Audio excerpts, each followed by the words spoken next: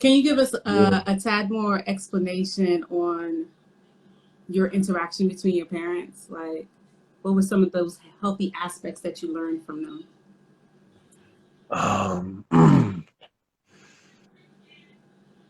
my so my mother, she was college educated. She was a social psychologist by trade. So that's like a woman already has the mental capacity that would be like a Lamborghini or a Ferrari, a sports car in terms of horsepower, Mm-hmm. mental. When you when a woman has access to education, that's almost like putting nitro in a damn Lamborghini. And and that's how my mother was. She was already sharp just as a woman, period. But when she was formally educated and still maintained her integrity and identity as a black woman, but Mm-hmm. learned how to preserve the best part for herself in terms of education and disregard the worst parts or the poor parts of that education and teach it to me and my siblings, that was an experience that oftentimes some of my peers have never had before either. So, for example, growing up, my family was very invested in communication and learning. So we would have family talks all the time, not just around the dinner table, but I'm talking about having family meetings. And I'm talking about being a child, preteen, and we all sitting down talking. Or sometimes we had a station wagon at the time. She would get us together, me and those of my siblings who are closest in age, and say, "Come on, y'all, we about to go people watching." And she would take us to like a park, a mall, any space where there was a large gathering of people. And we would just sit down and observe people. And she would just ask us questions, teaching us how to deductively reason and observe things in human behavior because she was a social psychologist. I grew up in a house with a DSM in the house. Mm-hmm. My family had a small library in the house. So I grew up around books. I grew up around education, not indoctrination, but education in the sense of drawing out what's already there.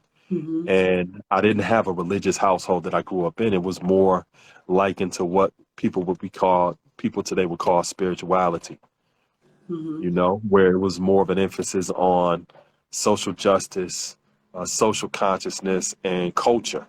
Now, my father, on the other hand, he was a tradesman and he worked for our city as a painter, but he also had his own business because he would paint homes in the summertime and he would also employ me, some of my siblings, and our peers in the summertime to work. So I'm 12 years old, making like $5 an hour Mm-hmm. painting in the summertime. So I'm not only being able to pay for my own school clothes, but I'm also learning a trade, and my father's creating employment opportunities in the community. My mother at one point, she was the director of the first black secular institution in our city. So not a church or anything like that. Our Niagara Community Center was the first black institution that was established in our city, and she was the director of that at one time. So she was also invested not only in youth advocacy, but community outreach. So my family was always involved in the upliftment of our people, teaching us about the importance of social justice, the importance of our culture. My father also collected African artifacts. So I grew up with uh, spears in the home, African statues from various different countries on the continent. They were also a part of the Black Panthers. So I grew up in an environment that was healthy in a sense where I understood not only the value of who I was, but also the value of our people. And seeing how my mother and father interacted, I also was able to see uh, certain dynamics of power. So for example, my mother, she didn't cook. She did not cook. She tried to cook some damn hamburger helper one day, and me and my siblings was like, "Ugh, this is nasty." And she tasted it, and she was like, "Yeah, this shit is nasty," and threw it out. And that's the only experience that I've ever had of my mother cooking. My father did all of the cooking because he was in the military, but he was also part of the National Guard, and he was a cook in the National Guard. So he was used to cooking meals for 300 men. So my father did all of the cooking. Mm-hmm. He would go to work, he would come home, he would cook. He also gardened in the back.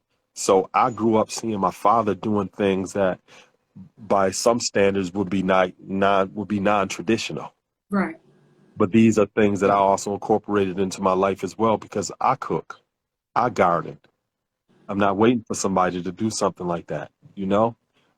So, you know, when I think about, you know, some of my peers, brothers that I may have grown up with, they may have had different dynamics of power within their family. But just seeing my own as I get older, appreciating it more, Mm-hmm. because I see how their relationship was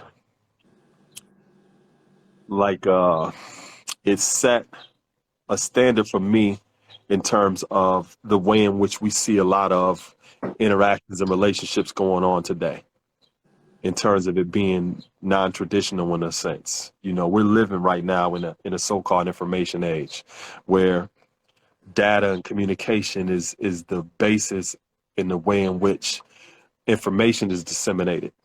My family was doing that before the internet, because we always would sit down and talk. Mm-hmm.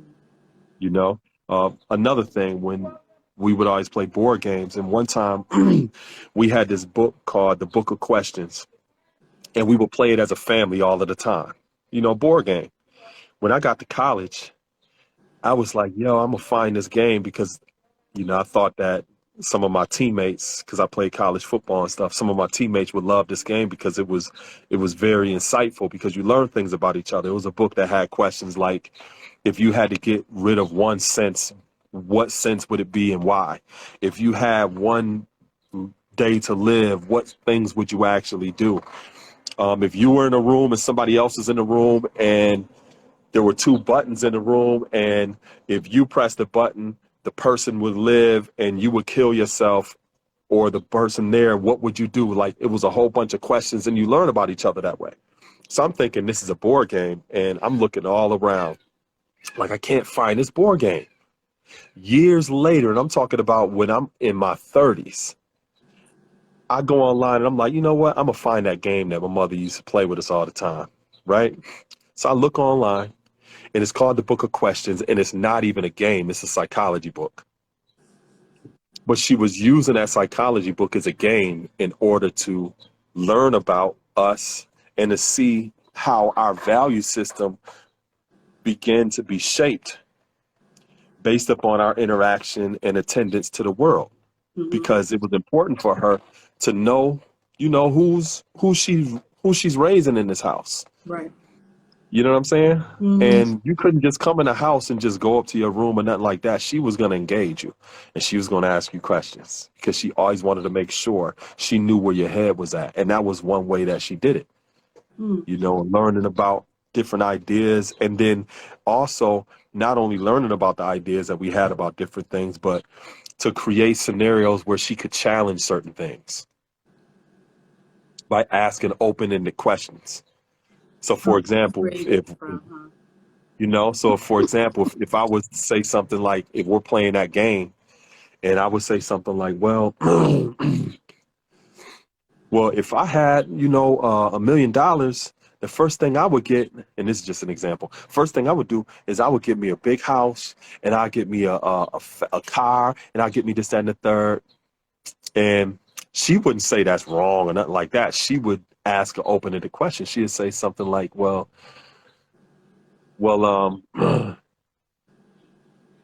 if you're not healthy, how would you be able to enjoy that? You know, and it's like in our culture, you know, the 5%, we talk about how knowledge is the foundation, and knowledge is really a compound word composed of two words, know the ledge. She was masterful at taking us to the ledge of what we know by simply asking questions. And if we ain't have no answers and we looking over on the side, you know, like, we would go and learn more about, you know, addressing the question that she actually asked.